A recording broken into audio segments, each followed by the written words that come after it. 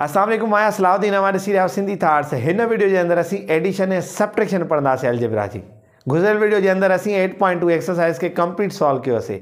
In the last असां 8.3 exercise के भी सॉल्व कंदासीं हिन ही वीडियो के अंदर। असां एडिशन जो पहिरियों एग्जाम्पल खयो आहे। एडिशन मूं गुज़िरियल वीडियो के अंदर भी तव्हांखे क्लियर कई त जेके लाइक टर्म हूंदा यानी अहिड़ा लाइक टर्म उनखे चवंदा आहियूं असां जंहिंजो वेरिएबल सेम हुजे। 7x एंड 5x के असां एड कंदासीं। सो इन जा ॿ तरीक़ा हूंदा आहिनि हल करण जा। वर्टिकली भी हूंदो आहे, ॿियो हॉरिजॉन्टल भी हूंदो आहे। असां वर्टिकली जेको आहे सिखंदासीं त वर्टिकली असां नंढे हूंदे खां हीअं ई हिसाब रखंदा ईंदा आहियूं। हिन तरीक़े जे रखण खे असीं वर्टिकली मेथड चवंदासीं। एक्स असां साॻी रखंदासीं, हिननि ॿिनि अंगनि खे पाण में जोड़ कंदासीं, 12x थींदो। हॉरिजॉन्टली असां कीअं हल कंदासीं? ज़ाहिरी ॻाल्हि आहे असांजो हॉरिजॉन्टल आहे त छा कंदासीं, जेको वेरिएबल आहे उहो सिधो रखंदासीं ऐं हिन ॿिन्ही अंगनि खे पाण में जोड़ कंदासीं, 12 थींदा। सो ही हुयो असांजो पहिरियों एग्जाम्पल। अच्छा, असांखे जॾहिं हिसाब मिलंदो आहे कुझु हिन तरीक़े सां, हाणे लिखियलु आहे एड या हीअं लिखे त find the sum of 3a + 2b + c and 8c + 6b + a। असां छा कंदासीं हिनखे, उन्हनि मां कहिड़ो बि दर्जो पहिरियों रखो। हिन जे अंदरि जॾहिं तव्हां प्लेस कयो था वर्टिकली त असांखे लाइक जे हेठों लाइक रखिणो आहे। यानी जहिड़े तरीक़े सां अगरि फ़र्ज़ु कयो पहिरियों 3a आहे त हिननि जे अंदरि असां छा कंदासीं, पहिरियों a वारो दर्जो रखंदासीं। छो त जॾहिं असां हिन जो अनलाइक कंदासीं, ॿियो को दर्जो हिन जे हेठों लॻाईंदासीं त असांजो जवाबु उहो न निकिरंदो ऐं ग़लति थी वेंदो। हिन जे हेठों असां लिखंदासीं a। हाणे 2b आहे त हेॾे असां छा रखंदासीं, 6b। 6b हिन जे हेठों रखंदासीं, छो त असांखे वेरिएबल्स जो वधि खां वधि ख़्यालु रखिणो आहे। उन खां पोइ आख़िरी आहे 8c त असां c जे हेठों ई रखंदासीं। सो अचो त हिनखे सॉल्व कयूं था। असांखे ख़बर आहे त हिन जे हेठों कुझु बि न आहे यानी 1 आहे। यानी 3 ऐं 1 घणो थींदो, 4। वेरिएबल असां साॻियो ई लाहे रखंदासीं। उन खां बाद में आहे 2 + 6 यानी घणा थींदा, 8। वेरिएबल साॻियो लाहे रखंदासीं। हिते कुझु बि न आहे यानी 1 आहे। असां छा कंदासीं, 1c ऐं 8c यानी घणा थींदा, 9c। अहिड़े तरीक़े सां असां जेको आहे सो हिनखे हल कंदासीं वर्टिकली। हॉरिजॉन्टल छा कंदासीं, असांखे हिन शइ जो ख़्यालु रखिणो आहे। ब्रैकेट में रखंदासीं 3a + 2b + c। उन खां पोइ असांखे ॿियो दर्जो रखिणो आहे 8c + 6b + a। हिन जे अंदरि हिन ॿिन्ही जे विच ते असां छा लिखंदासीं, प्लस लिखंदासीं। हाणे असां छा कंदासीं, हिनखे 1 बाय 1 सॉल्व कंदा वेंदासीं। हे 3a आहे त हेॾो जेको आहे असां छा आहे 1a आहे त छा थींदो, 4a। प्लस हले थो या प्लस जी निशान ॾींदासीं। हितां 2b आहे, हितां 6b आहे। असां छा कंदासीं, हिन ॿिन्ही खे जोड़ कंदासीं, थींदो 8b। हिते 1c आहे, हिते जेको आहे 8c आहे त प्लस 9c थींदो। सो असांजो ही हिन जो जवाबु आहे। ही हुयो प्लस वारो पोर्शन जेको सॉल्व कयोसीं। हाणे असां कंदासीं सबट्रैक्शन। सबट्रैक्शन जे अंदरि सिंबल्स चेंज थींदियूं आहिनि। असां अॻु में इंटीजर पढ़ी आया आहियूं, इंटीजर गुज़िरियल क्लासनि में। अगरि नाहे पढ़ियो त इंटीजर वारो चैप्टर अलजेब्रा खे इलाही सपोर्ट कंदो आहे। सो अगरि उहो नाहे पढ़ियल त पहिरीं उनखे क्लियर कंदो। अच्छा, सभ खां पहिरियां असां हिन नंढे सेंटेंस खे सम्झण जी कोशिशि कंदासीं। हाणे चए थो सबट्रैक्ट 6x फ्रॉम 9x यानी चए थो कट कयो 6x खे कंहिंमां 9x मां। इहा ॻाल्हि तव्हांखे ज़रूरु सम्झणी आहे। हाणे असां हिनजी प्लेसमेंट कीअं कंदासीं, चए थो सबट्रैक्ट 6x फ्रॉम 9x। जंहिंमां कट करणी आहे असां उनखे मथो रखंदासीं, जेको कट थिए थो उनखे हेठो रखंदासीं। हाणे असां छा कंदासीं, ख़बर आहे त हे बि प्लस जो आहे, हे बि दर्जो प्लस जो आहे। मां तव्हांखे पहिरियों ई चयुमि त हिन जे अंदरि निशानियूं तब्दील थींदियूं आहिनि, उन्हनि जो ख़्यालु करिणो आहे। असांखे छा करिणो आहे, जेको कट थिए थो उनजी निशानी मटाइणी आहे। हाणे असांखे ख़बर पई त हे प्लस जो आहे, हे माइनस जो आहे। ऐं असां इंटीजर्स में इहो कॉन्सेप्ट पढ़ी आयासीं त प्लस ऐं माइनस वारा दर्जा कीअं पाण में कट ऐं जोड़ थींदा आहिनि। सो असांखे ख़बर आहे त प्लस वारो 9 ऐं माइनस वारो 6। असांजो जवाबु ईंदो +3। हाणे हिन जे पोयों लॉजिक कहिड़ी आहे, मां हिकिड़ो दफ़ो रिपीट थो करे छॾियां। अगरि आहे हिते +4 ऐं -2 त जवाबु ईंदो +2। हाणे इहो कीअं थो अचे, इन जो नंढो मिसाल असां सम्झोसीं त हे 4 रुपया तव्हां वटि पंहिंजा आहिनि ऐं 2 रुपया तव्हांजो कर्ज़ु आहे। हाणे जेको कर्ज़ु लाहियो था त तव्हां वटि 2 रुपया बचनि था ऐं हमेशह प्लस छा जी निशानी हूंदी आहे, यानी तव्हां वटि बचियलु आहिनि ऐं माइनस कर्ज़ु आहे। सो असांजो जवाबु ईअं आयो। पर हिते -8 रुपया कर्ज़ु हुजे तव्हां वटि ऐं तव्हांखे 2 रुपया पंहिंजा पिया आहिनि त असांखे जवाबु हिते छा ईंदो, -6।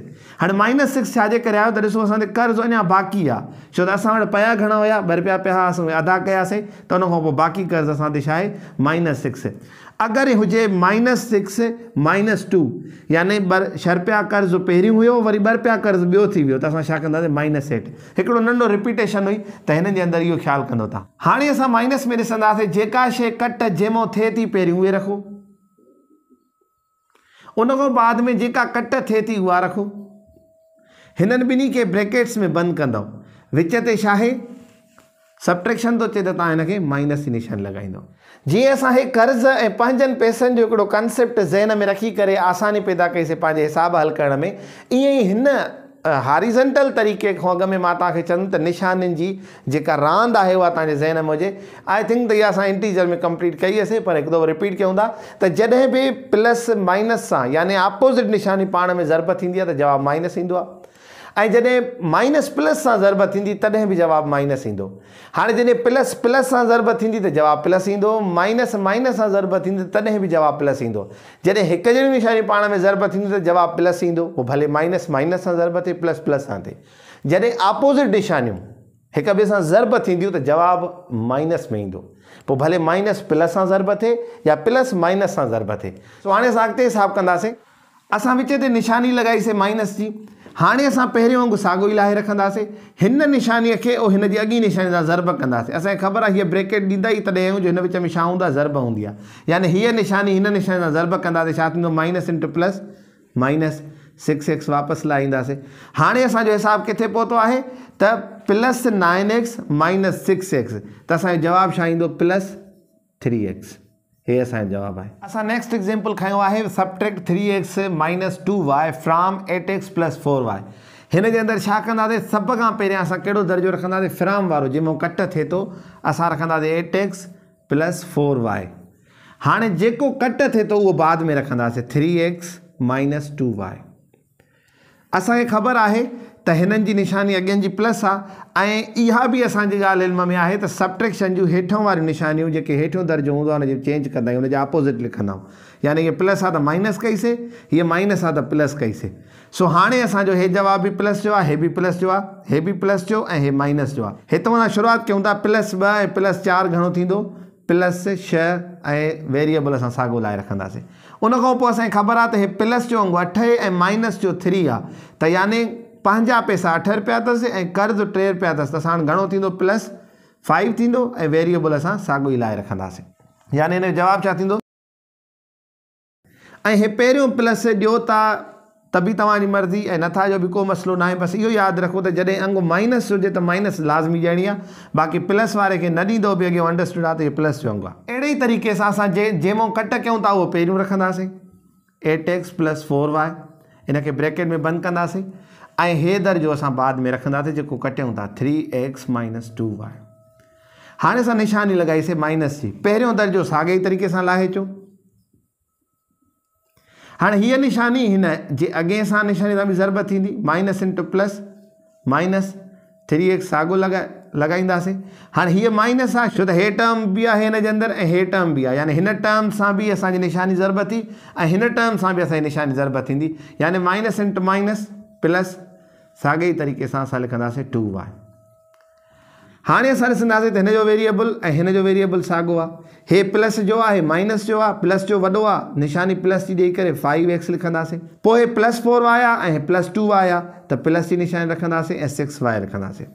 सो असांजो हे जवाबु ॾिठोसीं त हिन जो जवाबु ऐं हिन जो जवाबु डेफिनेटली साॻियो आहे। सो हाणे तव्हांजी मर्ज़ी आहे त हिनखे हॉरिज़ॉन्टली कयो या वर्टिकली कयो। इन द लास्ट तव्हांजे साम्हूं 8.3 एक्सरसाइज़ आहे, जंहिंजो हिकु हिकु एग्ज़ाम्पल असां बोर्ड ते हल कंदासीं, वधीक तव्हां प्रैक्टिस कंदव, ऐं जेके कॉम्प्लेक्स हिसाब हूंदा आहिनि स्पेशली वर्ड प्रॉब्लम उहे असां 1 बाय 1 बोर्ड ते सॉल्व कंदा आहियूं। हीअ तव्हां प्रैक्टिस बि कंदव, इन जे करे तव्हांजे सम्झाइण ख़ातिर हिकु हिकु एग्ज़ाम्पल सिर्फ़ु उन्हनि मां कंदासीं, बक़ाया एक्सरसाइज़ इंशाल्लाह तव्हां ईज़िली करे सघंदव। उन में को प्रॉब्लम हुजे त तव्हां कमेंट में ॿुधाईंदव, इंशाल्लाह उहा वीडियो जी फॉर्म में तव्हांखे ज़रूरु रिप्लाई कंदासीं। सो अचो त हलूं था पंहिंजी एक्सरसाइज़ सॉल्व करण जी तरफ़। सो हाणे तव्हांजे साम्हूं आहे 8.3 एक्सरसाइज़, हुनजो पहिरियों नंबर आहे एड द फॉलोइंग। सिंपली तव्हां हिननि खे एड कंदव, हिन जे अंदरि कामा आहे यानी हिन जे अंदरि विच में प्लस आहे, छो त ऑलरेडी उहो असांखे स्टेटमेंट में चई आयो आहे त हिनखे एड कयो। सो तव्हांजो पहिरियों बि सिंपल आहे ऐं ॿियों बि ऐं टियों बि अहिड़े ई तरीक़े सां सॉल्व कंदव। सो चोथों नंबर अचो त बोर्ड ते सॉल्व कयूं था। चोथों नंबर आहे 2xy 4xy xy 6xy ऐं 3xy। हाणे असां छा कंदासीं, हिते कुझु बि न आहे यानी 1 आहे, हिननि टोटल जेके कोफिशिएंट्स आहिनि हिननि खे जोड़ कंदासीं त घणो थींदो 16, ऐं सभु हिकु जहिड़ा आहिनि, असांखे ख़बर आहे त उहो लाइक टर्म हूंदा आहिनि त साॻा ई लाहे रखंदासीं। हे हिन जो जवाबु आहे। बे नंबर ते लफ़्ज़ मिलियल आहे असांखे सिंप्लीफाई। हाणे असां हेठिन खे सिंप्लीफाई कंदासीं, लाइक टर्म जे हेठो लिखी करे असां उनखे जोड़ कंदासीं। तव्हां प्रैक्टिस बि कंदव, इन्हनि खे सॉल्व बि कंदव। सो टियों नंबर असांखे मिलियल आहे एड।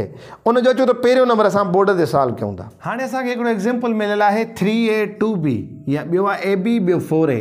असां छा कंदासीं, पहिरियों लाइक रखंदासीं 3a, ॿियो ख़ाली a रखोसि, ऐं उन खां पोइ 4a रखो।